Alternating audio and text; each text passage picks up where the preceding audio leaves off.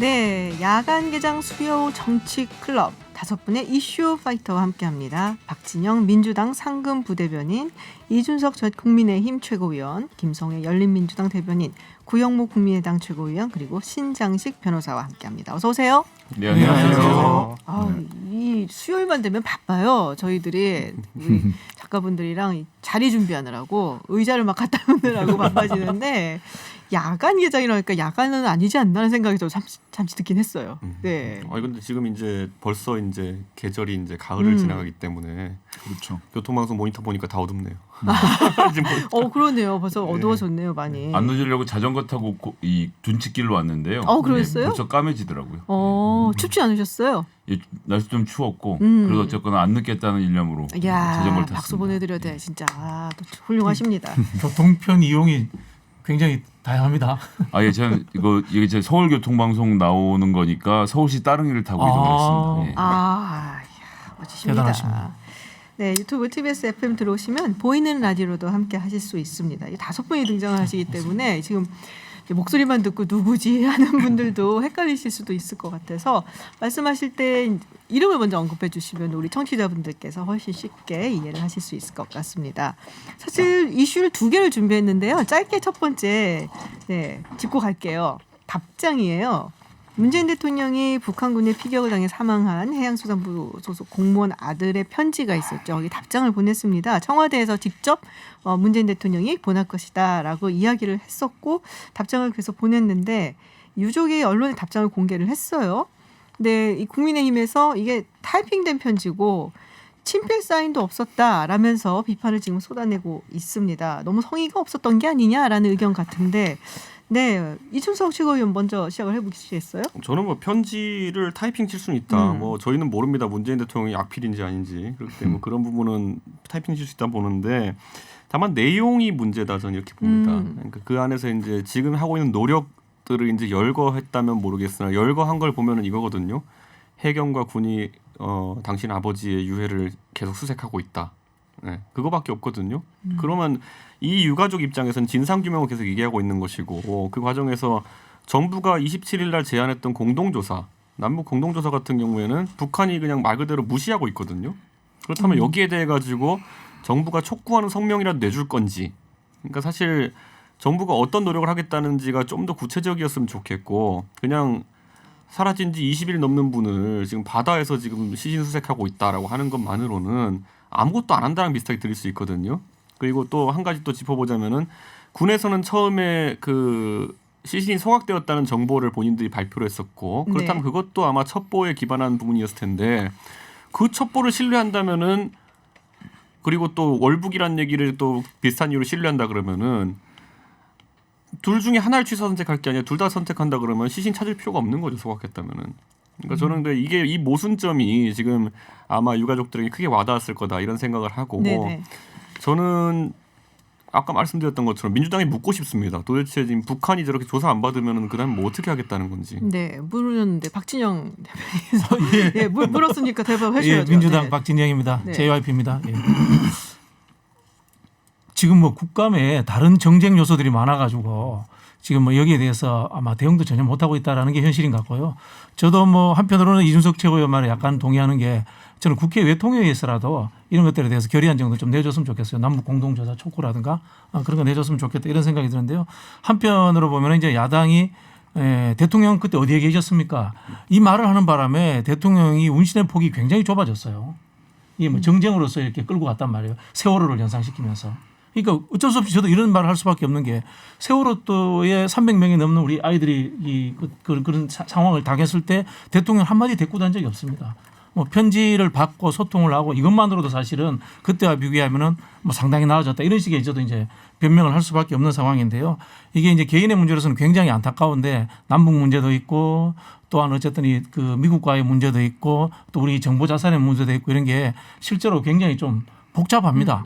그냥 왜 애민군주처럼 어루만져 주지 못했어라고 이렇게 단순히 이야기할 수밖에 하기에는 좀 어려운 상황이라는 것들도 좀 이해를 해 주셨으면 좋겠어요. 외통위에서라도 냈으면 좋겠다라는 지금 그래서 말씀이시고요. 남북 관계 이런 것 때문에 안 된다고 하시면은 그러면 사람이 먼저다라는 말을 왜 합니까? 국가가 먼저다지. 네, 그러니까 김성애 저는 이거 철학의 위반입니다. 이거는. 네. 일단 김성애입니다. 일단 문재인 대통령의 편지에서 읽을 한 줄은 모든 과정을 투명하게 진행하고 진실을 밝혀낼 수 있도록 내가 직접 챙기겠다는 것을 약속드립니다. 전 이 한마디로 된다고 생각합니다. 국가에 대한 기본적인 믿음을 가져야 한다고 생각을 하고요. 지금 국민의힘의 문재인 대통령이 독재다. 그다음에 뭐 국민이 희생될 때 문재인 대통령은 어디 있었습니까라고 자꾸 언급을 해봐야 사람들의 머릿속에서는 박정희, 박근혜 부녀가 떠오를 뿐이기 때문에 결코 도움이 되는 공세가 아니라고 생각하고요. 청와대에서 해명하기를 대통령이 먼저 육필로 편지를 쓰면 그것을 비서진이 받아서 타이핑한다고 하고 전자서명하는 구조로 되어 있다고 설명을 했는데 이건 제가 해봐서 아는데 그 문재인 대통령이 당대표이시던 시절에 저도 보좌관으로서 그 최고위원회 회의에 참석을 했었거든요. 그때 보면 아침에 본인이 직접 육필로 그러니까 보좌진이 먼저 만든 문서를 절반 넘게를 다 고쳐서 본인의 워딩이 아니면 이야기를 하지 않는 분이기 때문에 이 편지가 손으로 쓰지 않았기 때문에 의미가 없다라고 폄훼하는 것은 그 특히 뭐 하태경은 이런 분들은 좀 공세의 질이 너무 낮아지는 게 아닌가 지금 그런 전 아쉬움이 좀 많이 듭니다. 네, 구경모 최고위원. 네, 뭐 민주당이 항상 뭐 내 편한테는 항상 친절하지만 내 편이 아닌 경우에는 이렇게 좀 성의가 없다라고 좀 말씀드리고 싶습니다.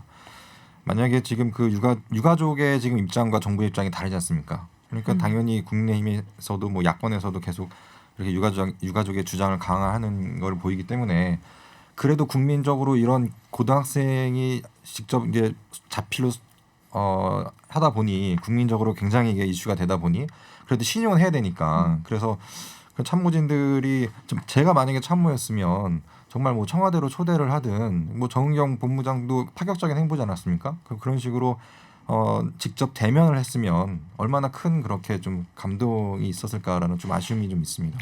예. 네, 신장식입니다. 저는 유족이 성의 없었다 뭐 이런 얘기 할 수 있다고 봐요. 근데 야당이 타이핑된 편지에 친필 사인도 없다면 날선 비판을 했다. 이거는 야당이 할 몫은 아니라고 봐요. 오히려 내용적인 부분을 아까 이준석 전 최고 얘기하는 것처럼 이 내용적인 부분을 이야기하는 게 맞죠. 사실 뭐 성의가 있니 없니 그런 이야기를 하는 건 굉장히 지엽적인 공격을 위한 공격이다라는 생각이 들고요. 다만 그 유족들에게 보낸 편지에 조문 가서 앞으로의 장대한 계획을 이야기하는 게 아니라 위로를 전하고 내가 한번 최선을 다해볼게 라는 정도라면 저는 이 충분히 유족에게 전할 수 있는 말은 대통령이 할 수 있는 말은 다 했다. 함에도 불구하고 유족들이 서운해서 서운하다는 얘기는 당연히 또 할 수 있는 거고. 다만 이것을 야당, 제1야당이라면 예를 들면 공동조사 계속 안 되고 있는데 유족들이 이렇게 안타까운 마음을 가지고 있고 공동조사 안 되고 있는데 그러면 그 다음에 국제적인 공조를 통해서 이것을 같이 뭐 협의하거나 압박할 방법이 있느냐라든지 이렇게 조금 정책적이고 이거 외교통일 안보의 관점에서 다음에 내가 국민의힘한테 국민들이 정권을 맡기면 이 문제 잘 풀겠네 이런 신뢰를 줄 수 있는 방식으로 비판을 해야지 유족이 서운하다고 했다고 해서 친필 사인을 했니 안 했니 이런 지역적인 문제를 갖고 얘기하는 건 뭐 별로 문제를 해결하는데도 국민의힘에게도 큰 도움은 안 될 것 같아요. 이제 그래서 저희 하태경 의원이랑 그리고 또 반기문 유엔 사무총장까지 사실 엮여가지고 그 이제 형이죠. 그 형분과 함께 이래진 씨와 함께 사실 유엔 쪽에 이제 여러 만나려는 노력들을 하고 있는데 오히려 이제 이래진 씨가 많은 조력을 받고 있는 것은 저희 야당 측 의원들입니다. 이분들 만난 데 있어가지고 그렇기 때문에 오히려 이거는 국가의 외교 역량이란 게 뭡니까? 오히려 그런 공식 기구에다가 우리 국민이 억울한 일을 당했습니다. 그렇기 때문에 그런데 북한에다가 공동조사 됐더니 쟤네가 말도 응답 안 합니다. 그러면은 국제기구에서 나서주십시오를 말하는 게 국가여야 되는 건데 정부는 지금 이 사안에 대해서 굉장히 굼뜹니다. 그래서는 이 부분에 있어서 촉구하는 겁니다. 여당도 이제 20일 정도 기다렸으면요. 저는 충분히 기다렸다 이렇게 보고요. 이제는 압박해야 됩니다. 북한을 이 문제에 대해 가지고. 근데 제가 보기에는 신장식입니다. 제가 보기에는 유엔이 나서서 이 문제를 그런 여러 가지 외교적 노력을 할 수 있는데 별로 실질적인 진전을 이룰 수 있는 힘이나 협상력이 유엔한테 있지도 않아요. 오히려 북쪽하고 실질적인 협상을 진전시키거나 이러려고 이러는 거는 오히려 청와대가 가장 잘할 수 있는 것 같아요. 전 세계에서 지금 보면 안 하니까 그렇죠. 우리가 본격 이슈가 있어요. 네, 라임 그리고 옵티머스 이 사건 관련해서 좀 이야기를 해봐야 될 것 같은데요. 사실 이게 뭐 피해를 입으신 분들은 국민 전부는 아니니까 이게 또 이런 금융 사건이나 이런 거에 관심이 그렇게 많지 않으신 분들도 계시긴 하겠지만 어마어마한 사건이죠. 라인 같은 경우는 1조 6천억 원, 또 옵티머스도 5천억 원. 옵티머스 사건 같은 경우는 뭐 거의 처음부터 사기를 치려고 들어간 게 아닌가 싶을 정도로 말도 안 되는 사건인데, 자 여기에 이제 뭐 검찰이 벌써 6월에 압수수색을 했었고 옵티머스에 대해서 여러 가지 뭐 문건이 나왔다는데 지금에서야 이제 밝혀지고 여러 가지 얘기가 나오고 있습니다. 그리고 이 문건의 신뢰성을 얼마나 담보할 수 있는가는 차치하고 일단 정재계의 유명이라고 해야 되나요? 뭐 굵직굵직한 인물들의 이름들이 오르내리고 있는 것 같아요. 그리고 문재인 대통령도 이제 청와대가 수사에 적극적으로 협조하라라는 지시를 내렸습니다. 자, 이 두 사건들 이게 이제 권력형 게이트로 번질 수 있을 것이다라는 얘기들이 많이 나오고 있는데 어떻게 보고 계신지 이야기 좀 들어봐야 될 것 같습니다. 박진영 대변인부터 먼저 하시겠어요? 예, 박진영입니다. 네. 어느 정도 수준부터가 권력형 게이트인지에 대해서 좀 애매한 것 같아요. 실제로 여기에 라임 같은 경우에 금감원에서 파견 나와 있었던 청와대 팀장이 이제 연루된 거는 이제 확실하게 이렇게 네. 예, 밝혀진 거고요. 그리고 또 옵티머스 같은 경우도 금감원의 국장이 한 명이 지금 조사를 받고 있지 않습니까? 그리고 또 이 옵티머스에 근무했던 변호사의 이 부인이 36세 행정관, 이제 청와대 민정수석실에 근무했던 걸로 알고 있습니다만은 그런 분들의 어느 정도 개입 정도가 이게 있었느냐가 이제 게이트인가 하는 거고, 그 다음에 또 한편으로 봤을 때는 그 사람들의 이익 공유 수준이 어느 정도였던가 이것도 봐야 될 것 같은데요. 아까 말씀하신 것처럼 이혁진 씨라는 분이 의도적으로 사기친 것처럼 이렇게 애초에 달려들었다 이렇게 보지 않습니까? 그러면은 의도적으로 이렇게 하는 사람들은 길 가는 유명인 옆에 가서 사진 찍어서라도 올리면서 이걸 가지고 나는 저 사람과 친해 이렇게 할 수 있는 사람들인 겁니다. 이것들에 대해서 우리가 어느 정도 판단을 해야 될지 이렇게 이 선을 어느 정도 이제 네. 정해야 되는 거죠. 이익을 받았다고 하는데 이 청와대에 있었던 여자 행정관의 남편이 3배의 월급을 받았다고 하더라고요. 이게 과연 어느 정도의 이익이었는지. 이 사람은 옵티머스에. 이사진으로 들어가 있다고 제가 그래서 알고 이사진으로 있는데요. 들어가 있던 네.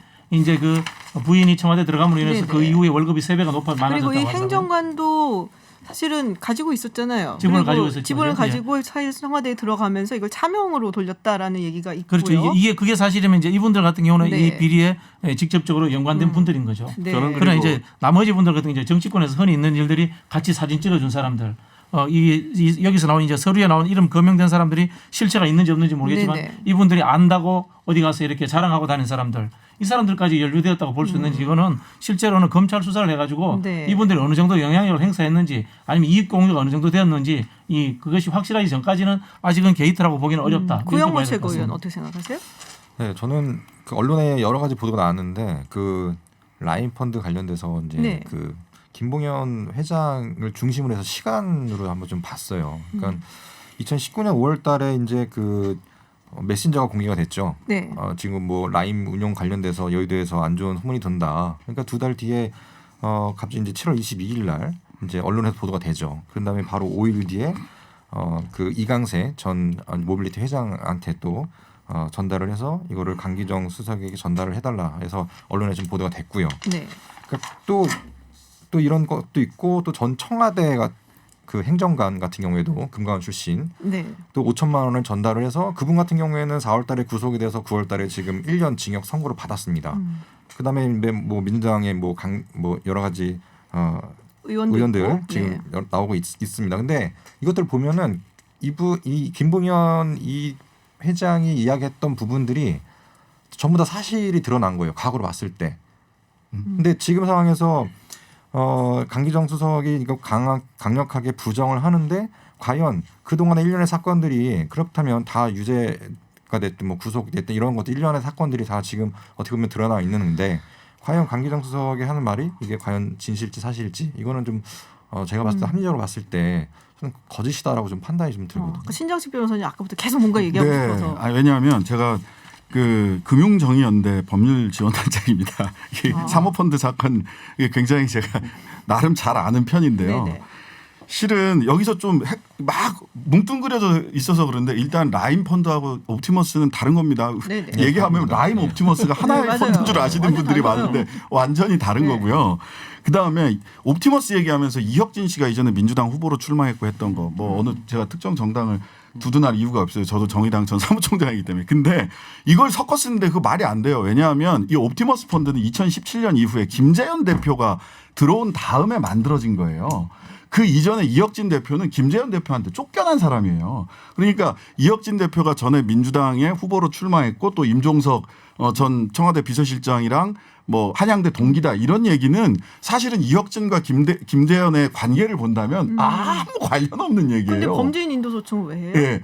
그러니까 그 이전에 사모펀드를 하면서 다른 범죄를 이 옵티머스 네. 펀드의 사기 사건 말고 횡령 뭐 이런 걸로 이 도망가 있었던 거예요. 그러니까 이혁진과 김재현은 서로 적입니다. 적. 그 추미애 장관이 지금 범죄 인도 요청을 한 거는 이 옵티머스 때문이 아니라는 예, 이 말씀이세요? 옵티머스 펀드 때문이 아니에요. 이전에 사모펀드를 이 사람이 2009년부터 운영을 하면서 저질렀던 범죄 때문이에요. 근데 이것 자체가 구분이 안 되면서 이혁진은 임종석 동창 그다음에 그래서 뭐 한양대 인맥 이런 식으로 얘기하는 건 사실은 정말 이 사실관계를 일부러 혼란시키는 건지 네. 아니면은 뭐 모르고 하는 건지 모르겠는데 그런 게 있고요. 그 다음에 청와대 행정관 이야기 특히 이제 그 아까 그 옵티머스 자산운용에 있던 윤 변호사 그 양반이 이제 구속이 됐는데 구속된 이유가 뭐냐면 그 사문서 위조거든요. 사문서 위조가 뭘 위조했느냐 하면 원래 공공기관 채권에 투자하는 게 옵티머스의 기본이에요. 근데 공공기관 채권에다 매출 채권에 단 한 건도 투자를 안 하고 다 전부 다 비상장 아주 위험한 무슨 대부업체 뭐 예, 이런 대부업체 데 이런 있잖아요. 데다가 했다가 이게 완전히 부실이 된 건데 그 공공기관 매출 채권에 투자했다는 문서를 위조해서 예탁결제에다 사무관리회사인 예탁결제에다 준 거거든요. 그러니까 말도 안 되는 범죄를 저지른 거예요. 근데 또 이해할 수 없는 거는 윤 그 변호사가 뭐 월급이 3배로 올랐다 이러는데 그것도 좀 이상해. 이렇게 말씀드려서 뭐 하지만 500만 원 받다 1,500만 원 받는 걸로 3배가 올랐다는 거예요. 근데 사실 이 정도 자산운용사에서 사내 변호사를 하는 사람이 500만 원을 받고 있었다는 것도 이상하고 1,500만 원으로 올려준 게 이게 대단히 큰 무슨 뭐 수익을 받았다라고 평가하기도 좀 어렵거든요. 그러니까 제 말씀은 뭐냐면 이 펀드 사기 사건에 왜 이런 일이 벌어졌는가에 대한 것을 네. 먼저 짚어보고 그다음에 네네. 정관계 로비는 이런 구조에서 어디에 개입이 됐는가를 찾아 들어가야 되는데 실제 구조적인 문제는 일단 다 제껴지고 전부 다 정관계 로비만 이야기하는데 정관계 로비의 수준은 이 정도 사이즈의 펀드를 출시를 해서 1조 7천억, 5천억 정도의 피해가 발생하는 데서 있어서 36세 전 행정관이나 이런 사람들이 핸들링할 수 있는 정도의 규모가 아니다. 네, 저 36세 전 행정관이 핸들링 할 수 있는 규모가 아니다라고 말씀하신 그 옵티머스는 자꾸 헷갈리는데. 5천억이고요. 네, 5천억. 1조 6천억은 네, 라임이고요. 이조 5천억짜리도 마찬가지예요. 그러니까 저는 이제 아까 신장식 변호사 잘 설명했는데요. 애초에 옵티머스는 사업 설계 자체가 말이 안 되는 구조입니다. 네, 공공기관 채권을 아무리 매입한다 하더라도 어떻게 수천억 규모로 운영할 수 있겠으며 저는 그렇기 때문에 이건 초기부터 사기의 의도가 있었다 이렇게 봐야 되는 것이고 그랬다면 그 다음에 이걸 빠져나갈 국면 왜냐하면 이게 단기에 탄로날 수밖에 없는 구조였어요. 아까 뭐 여러 가지 얘기가 있었지만은 그렇다면은 분명히 이것을 나중에 어떻게 처리할지까지도 고민을 염두에 두고 움직였을 것이다 이렇게 보고 그게 아까 언급되었던 정관계 로비의 이제 고리인 것이거든요. 그래서 이제 그 양호 회장이라는 그분의 이제 녹취록이 공개되기도 했지만은 사실 이현재 전 부총리라든지 네. 여러 여권 인사의 이름들이 지금 나오고 있는데 최동욱 검찰총장도 나오더라고요. 그렇죠. 그분은 또 이제 유력 대권 주자인 또 이재명 지사를 만났다 그래가지고 문제가 되고 있는데 물론 지금은 이런 이름이 나오면 당사자들은 발끈하겠지만은 저는 이제 고리를 짚어봐야 되는 것이 사실 처음에 최순실 건도 터졌을 때 과거에 이게 왜 말이 안 된다. 왜 뭐 유수의 기업인 삼성 같은 곳에서 최순실 같은 사람한테 이렇게 잘 보이려고 했겠냐부터 해서 여러 말이 있었지만은 말 3마리 사주고 이런 것들 나오기 시작하면서 구체적으로 어떤 니즈를 해결하려고 대기업이 들어갔는지 이런 것들이 나오는 것이거든요. 저는 그렇다면 로비의 정황이라는 거는 앞으로 세세하게 살펴봐야 되는데 저희가 이번에도 특기할 만한 걸 하나 본 게 뭐냐면 결국엔 이낙연 대표 선거하는데 왜 옵티머스가 대납하는 복사기가 들어갑니까? 저는 이것도 굉장히 의아했던 것이 이낙연 대표는 전혀 여기에 대해서 몰랐을 거라고 생각합니다. 하지만은 이낙연 대표의 아주 가까이 있는 그러니까 선거 사무실에서 비품 구입까지 맡길 정도의 어떤 측근이 결국에는 그 선거 상황에서 옵티머스에 사실상 돈을 지원받은 정황이 있는 거 아니겠습니까? 그렇다면 이 로비의 어쨌든 그 굴레라는 것이 여권 깊숙한 곳까지 들어가 있다. 저는 이렇게 보는 거거든요. 아마 이낙연 대표는 아실 겁니다. 본인이 선거 때 어떤 측근에게 이런 비품 준비량을 맡겼는지를. 그런데 그 사람이 그렇다면은 가장 먼저 생각할 수 있는 복사기 출처가 옵티머스 거의 자회사 거에 그 사실 복사를 트러스토리라는 곳이었죠. 그렇죠. 그 네. 복사를 가져오는 것이었다는 것 자체가 굉장히 의아한 겁니다. 오히려 왜냐하면은 금액이 적기 때문에 복사비 비용 다 해가 70만 원 정도 되는 거거든요. 선거 이후에도 그걸 유지했다고 하는데 이런 식으로 한다는 것 자체가 아주 깊게 유착이 되어 있는 겁니다. 오히려 진짜 로비를 할 때 가까운 관계가 아니고 새로 거래를 튼 로비라고 한다면은 이런 자잘한 것까지 뜯어먹지는 않죠. 그러니까 저는 이거는 아마 좀 짚어봐야 됩니다. 이거는. 이거 너무 네. 심한 것 같아요. 이게 네. 예, 민주당 박진영입니다. 제가 조금 김성애 대변인 말씀하셔야 되는데. 아니 뭐 네. 억울하시니까 아, 예, 예. 들어보세요. 알겠습니다. 그 이낙연 대표 사무실의 복합기는 월 임대료 11만 원에서 4개월치입니다. 실제로 5, 60만 원 정도의 금액인 거고요.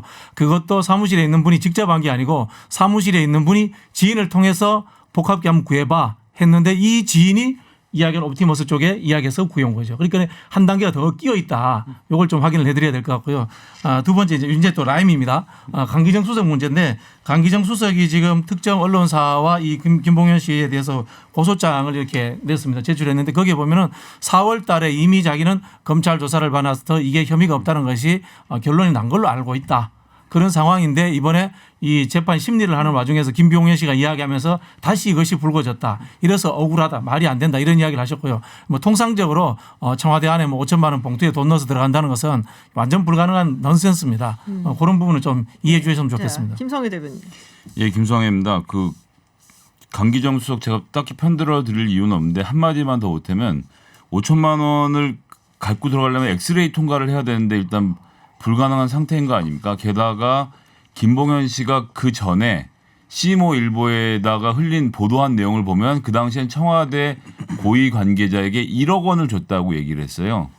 그러고 또 지금 재판에 와서는 5천만 원으로 액수도 줄어들었고 또 지금 구속되어 있는 그 이상호 씨 같은 경우엔 처음엔 20억을 줬다고 하다가 검찰에서 20억은 어디서 났니라고 물어보니까 증명을 못해서 갑자기 액수가 또 8천만 원으로 줄어들고 그래서 20억에서 8천으로요? 예, 그러니까 그러니까 처음엔 20억을 줬다라고 그때 의혹 보도는 다 보셨을 거예요. 선거 기간에 했는데 그런 적이 없다라고 하고 나중에 뭐 주식 등으로 해서 8천만 원 정도 오고 가는 정황이 있다라고 해서 구속이 돼 있는 상태인데 여튼 이분 하시는 말씀은 정신 차리고 듣지 않으면 큰일 난다는 얘기를 먼저 좀 드리고 싶고 저는 윤석열 검찰총장의 글쎄 뭐라고 표현해야 할까? 예, 정치 질이라고 하면 안 되는 건가요? 예. 하여튼 이게 제일 큰 문제라고 생각을 하는데 이게 지금 뭐 수사를 증언하고 있다 이러면서 마치 서울중앙지검이 이 문제에 대해서 수사를 안 하고 있는 것처럼 지금 프레임이 몰아가고 있어요. 최근 이틀 사이에. 그런데 10월 10일 한국일보 보도를 보면 그러니까 이렇게 불거지기 직전 일입니다. 10월 10일 한국일보 보도에 보면 9일 법조계에 따르면이라는 코트를 달고 뭐라고 하냐면 서울중앙지검은 검사 충원을 대검찰청에 요청했다. 뭐 이러저러해서 했는데 인원이 부족한 상황이라서 대검찰청에 수사 인원 증원을 요청한 게 9일에 얘기해요. 10월 9일에.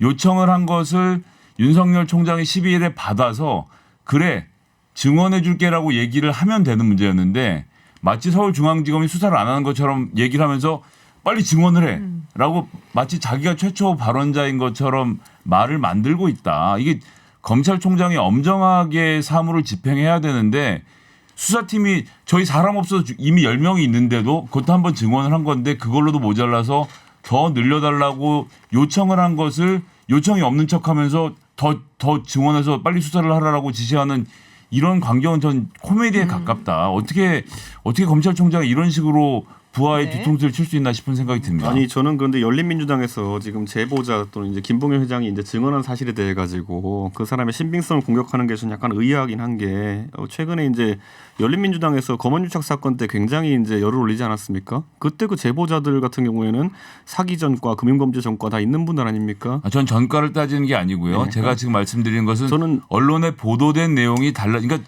제가 지금 말씀드리는 건 사기 전부 다 전과 활자가 있는 되고 분의 진술을 바탕으로 해가지고 검언유착 사건을 굉장히 띄웠던 열린민주당에서 지금 아니, 이제 그 법정 진술이나 아니면 검찰 저기 진술이 몇 개 바뀌었다는 이준석 이유로 예. 최고위원이 그 말씀 굉장히 불편한 게 어떤 사람이 증언을 하는데 그 사람이 전과가 있으면 말을 할 수 없다라고 하시는 거는 있을 수 없는 일이라고 생각하고 네. 발언의 내용이 달라질 경우에 지적을 해야 되고 그 사람의 출신 성벌 자체를 따지는 건 조금 곤란한 게 아닌가 신장식 싶습니다. 변호사. 변호사 정리하세요. 네, 두 가지. 김봉현 회장 말은 사실 증거로 쓰이기 어려워요 지금. 왜냐하면 그냥 그 사람이 뭐 전과자가 있고 없고가 아니라 나는 이게 건네졌다고 생각한다. 이런 정도예요. 본인이 체험하고 겪은 일이 아니에요. 추측입니다. 추측. 그래서 그러면 배달 사고잖아요. 예, 그렇게 그렇죠. 되면. 네. 예를 들면 그런 거죠. 이강세 씨는 뭐 전달 안 했다는 거잖아요. 받은 돈도 1,000만 원밖에 안 받았고 그 기자회견 하는데 언론 사업하는데 쓰라고 준 돈 1,000만 원이었다. 봉투로 받았다. 이러고 김봉현 씨는 5천만 원 현금을 쇼핑백에 넣어서 입구를 접어서 이렇게 건네줬다. 이렇게 얘기를 하는데 그래서 그 돈이 강기정 전 수석에게 전달됐을 거라고 생각한다. 예요. 본인이 겪고 들은 얘기가 아니에요. 그냥 본인의 추측이기 때문에 김봉현 회장의 진술은 사실상 법정에서 큰 증거 능력이 없어요. 증명력도 없고 그냥 내 생각인데 내 생각 진술하는 거야 뭐 할 수 있는 거니까. 그래서 그거는 이제 법률상으로 그러하다라는 말씀드리고 실제로 옵티머스 사건에서 저희들이 진짜로 지금 들여다봐야 될 거는 뭐냐면 오늘 그 구속 윤 전 국장이라고 금감원 윤 전 국장 옵티머스 관련해서 구속했는데 이 사람이 옵티머스하고 하나은행을 연결해 줬다는 거거든요. 혐의가. 이건 뭐냐면 옵티머스는 자산운용사가 있게 운용하는 데가 있고 판매회사인 NH투자증권이 있고 수탁회사인 하나은행이 있고 사무회사인 예탁결제원이 있어요. 이렇게 네 군데가 있는 거예요. 이 네 군데가 서로 의무를 다하지 않은 부분들이 있어요. 그러니까 공공매출채권에다가 투자한다. 라고 했으면 사무관리회사인 예탁결제에서 그 허위 서류가 오면 이게 허위인지 아닌지 점검했어야 되거든요. 네. 예. 그다음에 수탁회사는 수탁계약서 내용대로 이게 운용되는지 그걸 감시했어야 돼요. 근데 이 부분이 구멍이 난 거예요. 그리고 그 부분에 전 금감원 국장이 개입한 것 같다. 하나은행과 그 옵티머스 사이에. 그러면 요 하나하나의 그 개입되거나 여기가 왜 이렇게 구멍이 날 수밖에 없었는가를 찾아봐야 되는데 그거를 찾는 거는 지금 공중에 떠버리고 계속해서 뭐 강기정 청와대에서 5천을 받았냐 안 받았냐 전 행정관이 주식 몇 %를 가졌냐 안 가졌냐 이쪽으로 가니까 이러면 피해자들 입장에서는 정말 피눈물이 납니다. 이게 현재 실제로. 이게 그냥 제가 이제 표현하면 이런 것 같아요. 내가 너 소장하고 밥도 먹고 목욕도 했는데 이 수준의 김재현 씨와 김병현 씨가 떠드는 걸 가지고 지금 특검을 하자 벌써 이렇게 말씀하신 조사적 단계는 전혀 거치지 않고 정쟁으로 봐줘가자라고 이렇게 하고 있는 상황이라는 저희가 거죠. 시간이 없어갖고요. 여기서 네. 우리가 항상 하는 거 있잖아요. 이 라임 옵티머스 사태는 무엇이다라고 이제 문장을 완성을 해 주셔야 됩니다. 네, 고영모 최고위원 먼저 해주시겠어요? 네. 제2의 스모킹건이다. 제 이름 뭐였어요? 이름 뭐죠? 전반적으로 지금 뭐 옵티머스라든지 아이펀드라든지 봤을 때 그때 최순실 국정농단 때랑 너무 닮은 게 너무 많습니다. 뭐 CCTV 청와대 CCTV 공개를 해달라고 하니까 안 하고 그다음에 뭐 한 게 아니라 그 없다는 당시에 정윤의 문건 관련돼서도 뭐 진위 여부 있었는데 이것도 지금 뭐 그 치유 문건 관련돼서도 진위 여부를 따지고 그러니까 여러 가지 이런 여권 인사들이 이제 복잡하게 얽혀 있는데 이런 것들을 봤을 때 왜 그 당시에 이제 그런 국정농단 때 그런 기억들이 떠오르는지 제2의 스모킹 건이다. 네, 김성회 대변인. 외양간이다. 외양간? 예, 소리 소 읽고 잃어봤어요? 외양간 고친다고 하는데 이 모든 사태는 그러니까 복잡한 얘기 다 빼고요. 결국 판 사람이 있어요. 은행에서 팔은 거 아닙니까? 이거 돈 잘 벌 수 있다라고 해서 팔았는데 고지 의무도 제대로 하지 않았고 검증도 제대로 하지 않았는데 그 이유는 현재는 징벌적 과징금이기 때문입니다. 5천억 원 팔아서 본인한테 떨어지는 돈은 50억이니까 그중에서 20억만 벌금으로 물면 되는 구조로 돼 있으니까 아무거나 갖다 아무렇게나 팔고 있는 은행에 부실이 있는 거거든요. 이번에 이 법무부가 상법 개정을 통해서 징벌적 손해배상을 도입하려고 하는데 그러면 손액 5천억 원의 3배인 1조 5천억 원을 은행이 물어내야 되는 상황이 되면 은행이 이런 것에 대해서 검증을 철저하게 하고 팔 것이기 때문에 사는 사람이 없으면 이런 문제 생기지는 않습니다. 사실 뭐 뒤에 복잡한 얘기는 전문가들이 할 얘기고 우리 소비자들을 지킬 수 있는 방법. 그래서 전 징벌적 손해배상제가 도입돼서 외양간을 좀 고쳐야 되지 않나. 외양간이다. 빅픽처를 그리고 계신데요. 네, 신장식 변호사님. 라임 옵티머스 사태는 현재까지는 아직 수사가 다 진전이 안 됐으니까 현재까지는 카더라 게이트다. 카더라 게이트다. 예. 네. 그리고 한 말씀만 더 덧붙이면 실은 이 근본적인 원인이 있어요. 라임 옵티머스는 합치면 뭐 1조 6천억, 5천억 해서 2조 1천억 정도 되는데 실제 현재 환매 중단되거나 하는 사모펀드 피해를 누계해 보면 한 5조 6천억 정도 되거든요. 엄청나게 크죠. 이 두 개만 있는 게 아니라 훨씬 더 많은 사모펀드 피해자들이 있어요. 근데 왜 이런 일들이 2019년, 2020년에 걸쳐서 벌어지느냐 하면 2015년에 사모펀드 활성화 정책. 정책 실패, 3억을 가입 금액을 1억으로 네네. 내추고 뭐 하는 등등의 네네. 그 다음에 하나는 그 금융기관의 모럴 해저드. 그다음에 세 번째는 감독기관의 감독 부실. 이 세 가지가 4년 5년간 누적된 것이 결국은 터져서 5조 6천억의 막대한 사모펀드 피해. 그렇게 자꾸 설명을 붙이시니까 뭐라고 하셨는지 까먹었어요. 예, 현재까지는 카더라 게이트다. 게이트다. 네, 박진영 대변인. 예, 박진영입니다. 라임 옵티머스 사태는 이렇게 붙이면 안 돼. 신장식이다. 이 뭐 이렇게 하려고 그랬는데 아니 신장식 변호사가 정답이다. 정답이다. 이런 예. 훈훈한 사실 분위기를 뭐 이게 만들시면은 안 돼요. 안 돼요. 아 그런가요? 어려워서 사실 이러면 안 이해도 돼요. 좀 어렵고 이제 신장식 변호사한테 제가 여쭤보고 싶은 게 갑자기 진행을 이따가 하시는. 따로 하세요. 이걸 이제 금융감독원이라는 감독기관 하나에 이렇게 네. 이 거대한 금융시장 전체를 이렇게 감독하도록 맡겨놓는 게 이게 정상인지 그건 잘 모르겠어요. 저는. 그래서 소비자 파트를 네.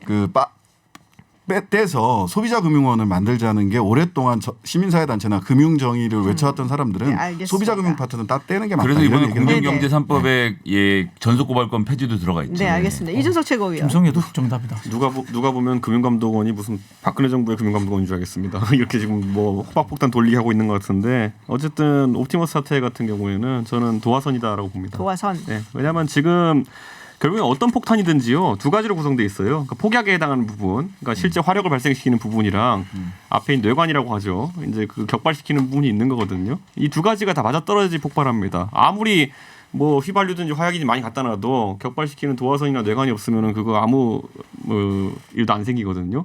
그러니까 저는 박근혜 정부도 어쨌든 정권 4년 차 들어가면서 레임덕 상황이 오는 상황 속에서 격발시킨 거는 어쨌든 최순실 사태였다 이렇게 보면서. 문재인 정부도 지금 여러 가지 뭐 경제 실정이라든지 이런 부분에 대한 불만은 누적돼 있는데 아직까지 저희 야당이 제대로 담아내지 못하고 있는 부분은 있으나 이 격발이 되는 순간 저는 이거는 굉장히 큰 폭탄이 될 도화선. 것이다 이렇게 봅니다. 알겠습니다. 저희가 교통 정보 듣고 다시 돌아오겠습니다. 네, 마지막 이슈는 서울시장입니다. 지금 뭐 국민의힘 경선 준비 발족하자마자 지금 서울시장 출마 이유로 물러나시는 분들도 나오고 있는데 민주당도 아마도 뭐 우리가 늘 얘기했지만 내지 않겠냐 후보를 뭐 이런 얘기가 굉장히 많았어요. 자, 각자가 생각하는 여야 유력한 서울시장 후보는 누구인지 한번 이야기를 좀 들어봐야 될 것 같은데요. 시간이 많지 않아 저희가 좀 짧게 진행을 하겠습니다. 구영모 최고위원, 네. 안철수 대표 나오나요? 지금 전국적으로 보면 다들 민주당이나 국민의힘이나 굉장히 선거가 마려워 보이는 것 같아요. 예. 근데 저는 전에도 말씀드렸지만 지금 너무 짧게 들어서 그때. 예. 지금 지지율이 저희가 높지가 않잖아요. 네. 그렇죠? 야권 자체가 지금 뭐 대선 지지율로 따져도 민주당 둘 다 합쳐도 10% 이상 차이 나거든요. 야권에서. 근데 지금 아무리 뭐 나간다고 얘기를 해봐야 이게 되겠습니까? 안 되거든요. 근데 자꾸만 선거 얘기만 한다고 해서 뭐 국민들이 이거를 봐준다 저는 그렇게 안 된다고 생각합니다. 저는 계속 순진하게 나이브하게 하는 것 같지만 국민들한테 마음에 들게끔 해야 된다. 그러려면 기본에 충실을 해야 되는 거 아니겠습니까? 그래서 안 나오신다는 거예요? 아니 나오신다는 거예요? 말씀하셨듯이 그때 가서 어떻게든 국민들의 그런 지지를 얻었을 때 뭐 네. 그때 뭐 원해서 본인이 나가는 게 아니라 국민들이 원하면 언제든지 나갈 수 그러니까 있는 지지율이 좀 거니까. 올라가고 이렇게 되면은 그때는 그때는 충분히 생각할 수 있는 부분이죠. 아니, 저는 이제 뭐 구영모 최고위원이 하는 말씀에 공감하기 어려운 게 학생은요 이게 평소에 어학 공부하다가도요 그럼. 중간고사 기말고사 되면 시험 공부해야 돼요. 그거 시험이 중간고사가 다가오고 있는데 토플 공부하고 이런 말이 안 되거든요. 그 부분은. 그러니까 저는 서울시장 선거를 지금 야권이 방기할 수는 없다 이런 생각을 하고 결국에는 지금 국민의힘과 국민의당이 따로 후보를 내는 시나리오는 저는 거의 불가능하다 이렇게 봅니다. 그런 상황 단일 속에서 후보. 그리고 단일 후보를 내자는 취지로 이제 언급할 것이고 저희 경선관리위원회 김상훈 의원도 이제 선임이 됐는데 그분도 이제 안철수 대표가 만약에 뭐 참가할 의사가 있다고 한다면은 여러 가지 검토할 수 있다는 취지로 말씀하셨거든요. 저는 안 대표가 지난번에 대선과 서울시장 선거에서 한 20% 정도는 득표율 이건 개인 득표력입니다. 그 당시에 국민의당이나 바른미래당의 득표력이 아니라 개인 득표력이기 때문에 그 정도 지형을 갖고 계신 분이 국민의힘과 힘을 합친다면 좋은 결과를 낼 수 있을 것이다. 이렇게 예상하는 분들이 있거든요. 다만 이제 안철수 대표가 더 높은 곳을 바라본다고 해가지고 이제 서울시장 선거를 방기하겠다 이렇게 한다면은 글쎄요. 저는 서울시장 선거에서 야권이 패배한다고 하면요. 국민의힘은 해체의 상황까지 갈 수도 있겠고요. 저는 안철수 대표는 거기에 나서지 않은 것에 대한 어떤 책임론에 휩싸일 수가 있습니다. 거의 이거는 뭐 책임론까지 묻는데요. 그렇기 때문에 저는 이거는 좀 굉장히 제가 원하고 있는 것 같아요. 계속해서. 그러니까 좀 높여보세요, 몸값을. 아니, 근데 왜냐면 김정인 위원장 같은 예. 경우에는 계속해서 디스하시잖아요. 그러니니까요. 네, 어떻게 된 앞뒤가 안 거예요? 맞아요. 여권에선 누굴 원래 생각하고 계신지도 이런 궁금한데. 얘기 하기 좀 그렇지만은 네. 그 원래 저도 학창 시절에 초등학교 중학교 때 제일 좋아하는 여자애들은 제일 장난 많이 쳤습니다. 네. 제보 받습니다. 고무줄 끊고 일부러 놀리고 고무줄 끊고. 네. 아, 나너 안 좋아해 하는 고무줄 애가 같은 좋아하는 세대가 애가 아니구나. 전 좋아하는 사람한테 좋아한다고 했는데요. 그랬어요? 아우, 완전히 아, 눈치뿌시네. 상남자시네. 예. 아유. 자, 그럼 여권에서 생각한 여권의 후보는 누가 있을까요? 뭐 박영선, 우상호, 네. 추미애 장관도 하고 싶어 하지 않을까 뭐 이 정도 생각하고 있습니다. 예. 근데 뭐 저희는 인물 경쟁력이지만은 결국은 이제 여당은 대통령의 지지도로 치르는 선거이기 때문에 현재 상황에서 그렇게 나쁘지 않다. 뭐 누가 이렇게. 그럼 야권에서 누가 나왔으면 좋겠어요? 뭐안 나왔으면 좋겠어요. 저기 정의당하고 둘이 붙었으면 좋겠어요. 정의당하고 둘이 붙었으면 좋겠다. 근데 아마 안철수 네. 후보가 대표가 굉장히 하고 싶어하는 것 같다. 저는 뭐 그렇게 느꼈고요. 이준석 최고위원 이야기하신 것처럼 이 국민의힘과 밀당을 하지만은 이기기 위해서는 안철수, 뭐 유승민 이런 좀 그나마 중도적인 후보들을 네. 찾을 건데 그것이 또 국민의힘 당 내의 분란과 당내 갈등 요소가 맞물려 가지고 내년 상반기 때 굉장히 뭐 재밌게 만들어지고 한편으로 제가 보는 안철수 대표를 저는 굉장히 크게 뭐 신뢰는 하지 않습니다만 지지도가 좀 오를 것 같다는 이런 예측도 해봅니다. 정의당에서는 지금 정의당이랑 둘이 붙었으면 좋겠다라고 이제 민주당 측에서 이야기가 나왔습니다. 혹시 알아요? 정의당이 그렇게 되면 이길지? 한국 정치의 미래죠. 그게 아주 중요한 구도라고 보고요. 근데 저는 지금 서울시장 선거나 이렇게 보면서 두 군데 그 민주당에서는 혁신위를 만들었고 이낙연 네. 대표가 그다음에 그 국민의힘에서는 경선준비위원회 이걸 만들었죠. 근데 경선준비위원회를 만들자마자 이때 이제 김종인 그 비대위원장이 이대로면 대선 어렵다. 이런 식이면 비대위원장 못한다 하고 특유의 그 김종인식 정치를 하셨어요. 그렇죠. 사퇴 카드. 사퇴카드. 근데 이 얘기는 뭐냐? 저는 이제 김종인 비대위원장 이야기는 뭐냐면 중진들 물러나고 지들아 젖잘싸 하고 싶은 거예요. 졌지만 졌어도 잘 잘 싸웠다. 싸웠다. 젖잘싸. 이렇게 해야 그 다음에 자기가 적어도 그 이 지도력을 가지고 리더십을 가지고 대선까지 끌고 갈 수 있는 게 되니까 그러려면 그냥 올망졸망한 중진들 자기가 보기엔 올망졸망한 중진들 나가서 아이고 또 깨졌네 이렇게 하는 것보다는 그게 퍼센테이지가 어떻게 됐든 간에 새로운 기운을 보여주고 싶은 것 때문에 이제 경선준비위원회를 만든 게 아닌가. 그러니까 뭐 25개 구 돌아다니면서 다 뭐 그 집회도 하고 연설도 네. 하고 뭐 토론도 하고 이렇게 하자라고 얘기를 하는 거라서 기존에 막 이렇게 저요 하는 분들 중에는 다 아마 김종인 비대위원장 눈에는 안 들어올 찬다. 거다라는 생각이 하나 들고요. 그 다음에 혁신위를 만든 것이 왜 지금 혁신이 되게 뜬금없지 않아요 민주당이? 5연승 한 원래 혁신이 이런 거는 막 많이 졌을 때 만드는 거고 그다음에 전권을 줘야 되는데 가장 힘센 당대표가 있는 가운데서 5연승을 하는 가운데 혁신위가 나왔다라고 하는 거는 혁신위에서 나올 수 있는 가장 혁신적인 안은 실은 혁신위에서 우리 그 공천 원래 안 하기로 한 정강 정책이 있는데 공천 할래요 하고 그 정강 그 강령을 바꾼다 그리고 혁신으로 안 보이거든요. 혁신적으로 말을 뒤집는 방법을 고민하겠지. 있는 거죠. 혁신적으로 말을 말을 뒤집는 하자면 그 서울시장 선거에 혁신적인 후보 내지는 혁신적인 정치 구도 재편 대선까지를 놓고 이런 정도 안을 내놓으려고 하는 복심이 그게 실제로 실현이 될지 안 될지는 네네. 모르겠지만 그 정도 안이 있는 게 아닌가. 네. 그건 이제 저 개인적인 우리 신장식 그 전 총장님한테 말씀드리고 싶은 복심입니다. 네. 자, 열린민주당은 어떻게? 예, 일단 열린민주당 김성애입니다. 예, 그 민주당이 정의당하고 붙겠다라는 발언에 굉장히 불쾌감을 그러실 것 같았어요. 네. 3시부터요, 그러실 3시. 것 같았어요.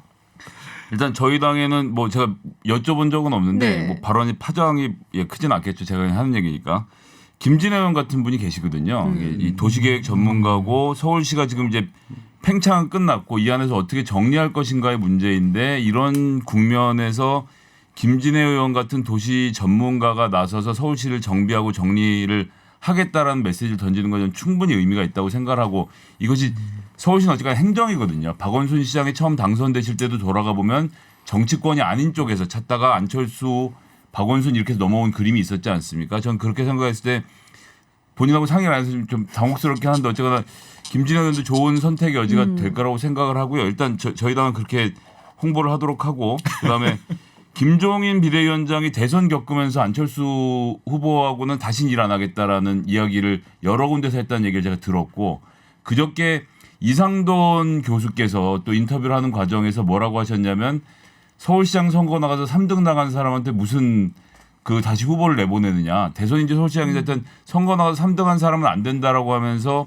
함께 국민의당을 거쳐서 동고동락했던 안철수에 대한 굉장히 강한 불쾌감을 표현하셔서 이렇게 우리 하여튼 정치 원로들께서 안 된다고 하시는 분은 조금 곤란하지 않겠나 싶은 생각이 들었습니다. 저는 네. 개인적으로 잘 모르지만. 지금 뭐 그런 거 있잖아요. 우리 옛날에 학교 다닐 때 보면은 자 그러면은 누구 반장 시킬까 하면 저저 놓고선 지내요 그런 사람들 있죠. 딴 사람 가리키면서 그래서 네네. 지금 이제 김진애 의원을 가리키셨는데 그러면서 동시에 또 야권 분열을 획책을 하시는 우리 김성애 대변인께서 보시는 안철수는 국민의힘에게 뭐다. 지금 계속 이름이 나오고 있거든요. 네. 안철수 대표가 그러면은 안철수는 국민의힘에게 무엇이다.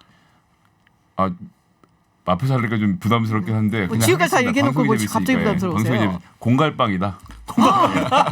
공갈빵? 먹어도 싸우자고 난리네 진짜. 와. 먹어도 배가 부르지 않기 때문에 공갈빵이다라고 말씀드리겠습니다. 제가 구영모 최고위원은 마지막으로 남겨드릴게요. 네, 마지막에 한 방으로. 네, 박진영 대표님. 공갈떡이다. 오늘 무덤 준비를 너무 안 해오신 거 아닙니까? 네, 안 해오셨죠? 솔직히 말씀하세요. 안 해오셨죠? 아니 뭐 계력이다 이런 거 하려고 했는데요. 너무 재미없는 것 같아가지고. 네.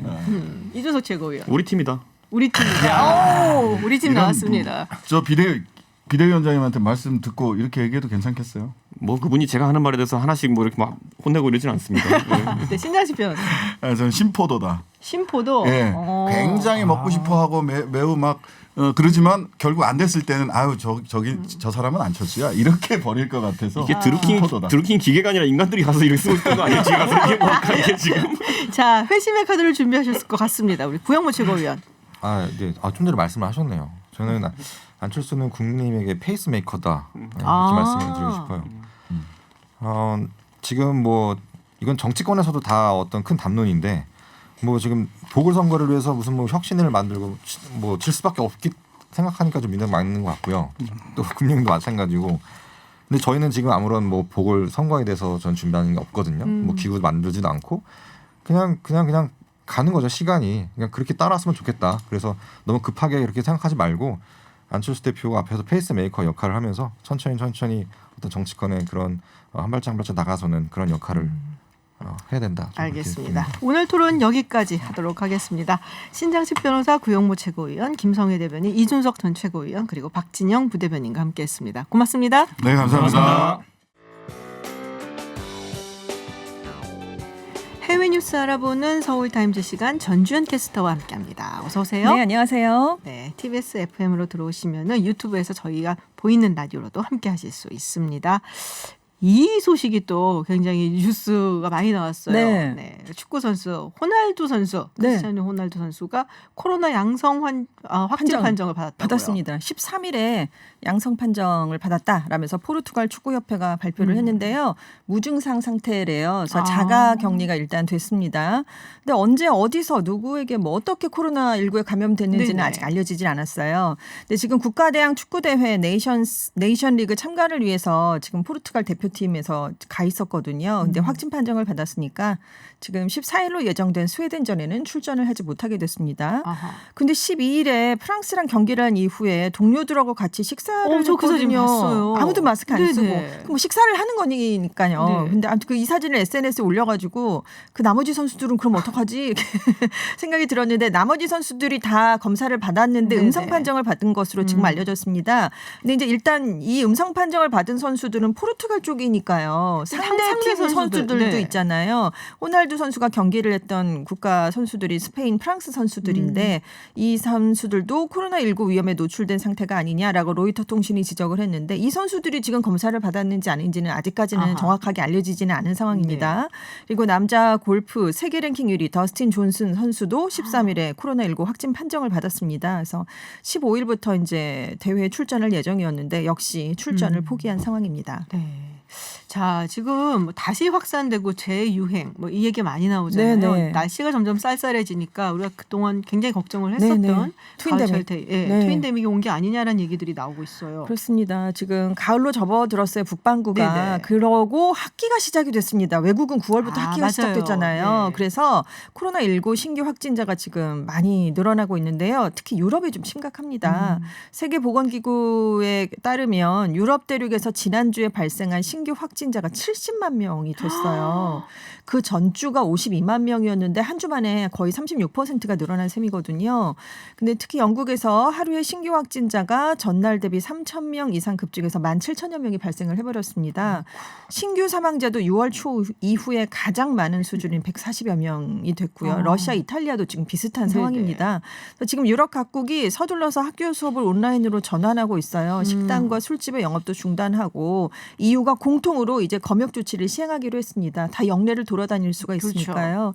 근데 지금 경제 지난번에 봉쇄했을 때 경제가 너무 안 좋아졌었거든요. 그렇죠. 그래서 유럽 각국이 대비를 하기는 하는데 전면적인 봉쇄를 꺼낼 것 같진 않다 이런 얘기가 나오고 있습니다. 지금 미국도 확산세가 심각해요. 지난달에 3만 명 수준이었는데 지금 5만 명 수준으로 훨씬 더 늘어났고요. 33개 주에서 신규 환자가 증가를 했는데 10개 주에서 지금 입원 환자 수가 역대 최고치를 보이고 있습니다. 아, 그렇군요. 네. 지금 프랑스도 엄청나게 많이 늘었다고 네, 들었는데, 그렇습니다. 예. 그래서 마크롱 대통령이 지금 이 코로나19 방역을 주제로 네. 국민들과 이제 대국민 네, 담화를 담화를 한다고 발표할 합니다. 예정이라.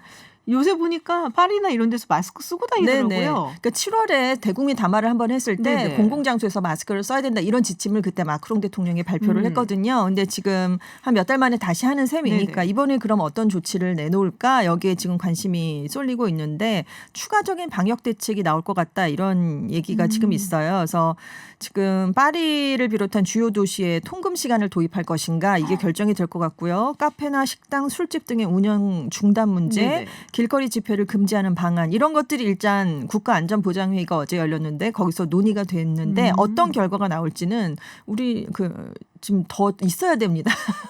지금 거기가 오전인데 오후 7시 55분에 파리 네네. 시각으로 그때 발표를 한다고 하거든요. 그러니까 좀 지켜봐야 될 것 같습니다.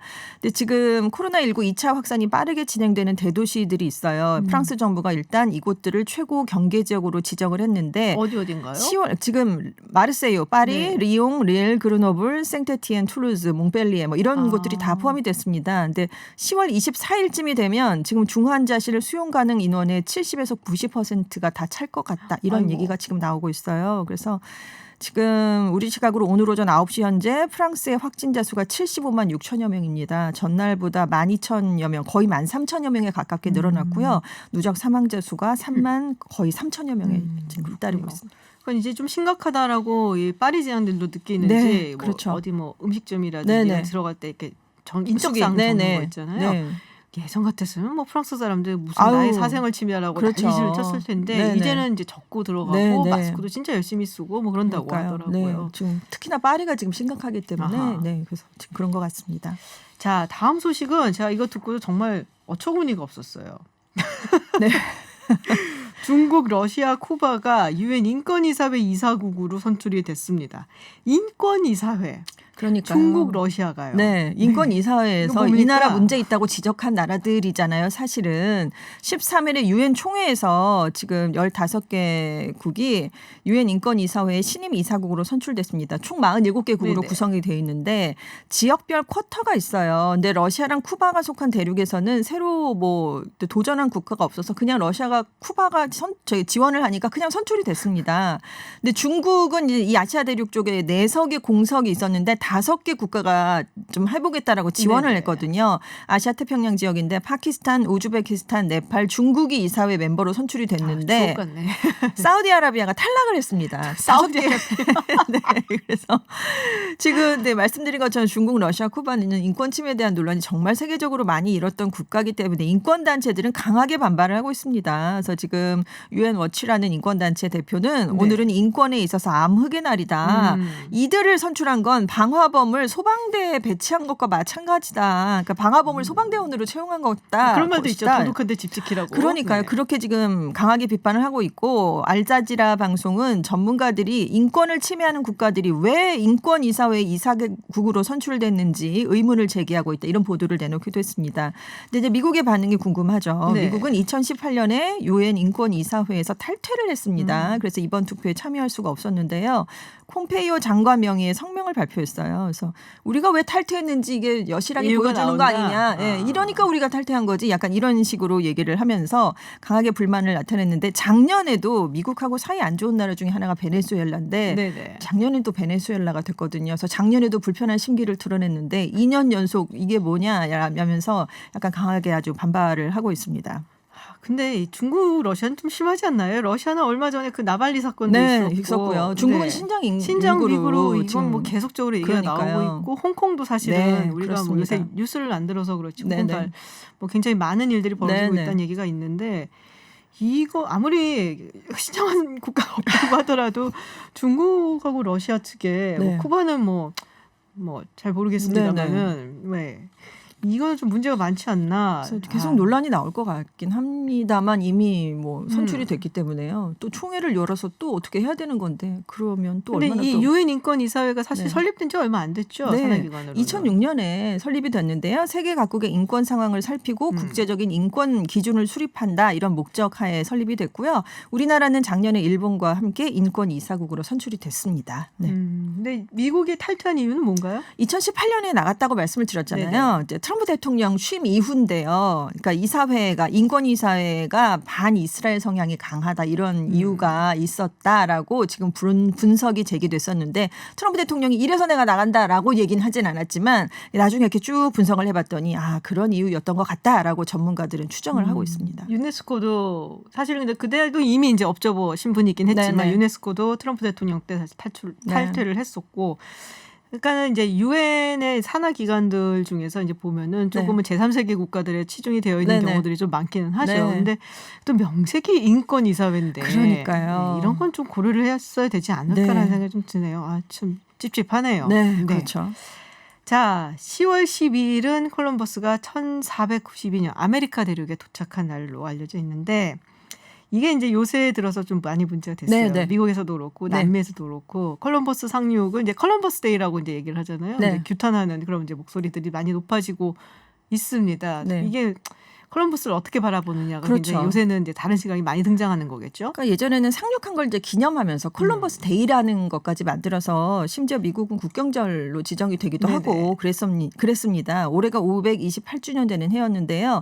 남미에서는 저항 시위가 아주 크게 일어났고요. 미국에서도 흑인 시위 여파로 동상을 철거하는 얘기 예전부터 나왔었잖아요. 그 계획이 잇따라 발표되고 이제는 국경일에서 빼자 이런 얘기까지 나오고 있습니다. 지금 멕시코에서는 이날을 그동안 인종의 날 이렇게 불렀어요. 그래서 해마다 유럽의 식민 지배를 규탄하는 시위가 열렸는데 멕시코시티 도심 한복판에 콜럼버스 동상이 있었답니다. 그래서 이 철거가 좀 이루어졌어요. 이 시위대가 오늘 맞춰서 철거를 좀 상징적으로 해보려고 했는데 시당국이 지난 주말에 갑자기 기습적으로 먼저 철거를 해버렸습니다. 그래서 정치적인 면은 없다 이렇게 선을 긋긴 했지만 이날을 기해서 동상 훼손 행위가 그동안 많이 벌어져 왔으니까 시당국이 미리 선수를 친 게 아니냐 이런 얘기가 지금 나오고 있고요. 원주민들이 우리의 땅은 침략당하고 약탈당한 것이지 발견된 것이 아니다 이런 성명을 네네. 발표했고요. 그래서 뭐 행진도 하다가 경찰하고 충돌하는 일도 있었고 좀 그렇습니다. 볼리비아에서도 시민들이 이제 원주민의 피를 상징하는 빨간 페인트로 콜럼버스 동상을 칠하는 그런 일도 있었고요. 이날을 탈식민지 데이다 이렇게 지정을 하고 기념하는 그런 일도 있었습니다. 미국도 이제 원주민의 날로 이름을 바꿔서 기념 네네. 행사를 워싱턴 DC랑 20여 개 주가 치렀는데요. 아무래도 흑인 시위 여파가 굉장히 컸기 때문입니다. 예전에는 이제 개척 정신 이런 것들이 강조가 됐다면 올해부터는 원주민 학살, 노예 무역을 시작한 인종 차별주의자 이런 재평가가 내려졌습니다. 뭐 지금 사실은 굉장히 그런 얘기가 계속 많이 나왔었죠. 네. 그래서 콜럼버스 데이, 콜럼버스에 대한 재평가가 이루어지고 있는 그렇죠. 중이다라는 소식 전해드렸습니다. 서울타임즈 여기까지 듣겠습니다. 지금까지 전주현 외신캐스터였습니다. 고맙습니다. 네, 감사합니다. 네, 김지윤의 이브닝쇼 오늘 방송은 여기까지입니다. 저는 내일도 6시 10분에 여러분을 기다리겠습니다. 지금까지 김지윤이었습니다.